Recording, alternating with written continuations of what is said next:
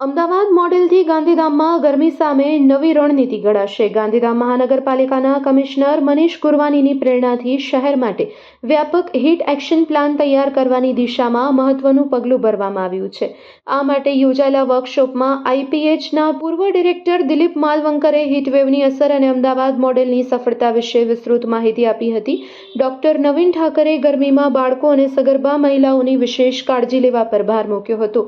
Workshop દરમિયાન શિક્ષણ, આરોગ્ય અને શ્રમ વિભાગના વડાઓ સાથેની ચર્ચામાં શાળામાં વોટર બ્રેક શરૂ કરવા, વૃક્ષારોપણ વધારવા અને જાહેર સ્થળોએ ગરમી ઘટાડવાના ઉપાય સૂચવવામાં આવ્યા હતા। મ્યુનિસિપલ કમિશનરે તમામ હિસ્સેદારોને આ યોજનાના અસરકારક અમલીકરણ માટે સહયોગ આપવા અપીલ કરી હતી। વર્કશોપ ગાંધીધામ માટે એક વ્યાપક અને સહયોગી ગરમી કાર્ય યોજના શરૂ કરવા તરફ એક મહત્વપૂર્ણ પગલું છે, જેમાં MOH doctor Dinesh Sutariya, doctor Keshav Kumar, doctor Kishore Roy, civil surgeon doctor Balwant Gadhvi અને મોટી સંખ્યામાં અલગ અલગ વિભાગના વડા વગેરે હાજર રહ્યા હતા। વર્કશોપને સફળ બનાવવા અવની રેજા, શ્રેષ્ઠા શાહુ, ઐશ્વર્યા સાથિયાન, જલ્પા વોરા અને મગુમિતા સિંઘે સહયોગ કર્યો હતો। Report by Bharti Makhijani, Gandhidham.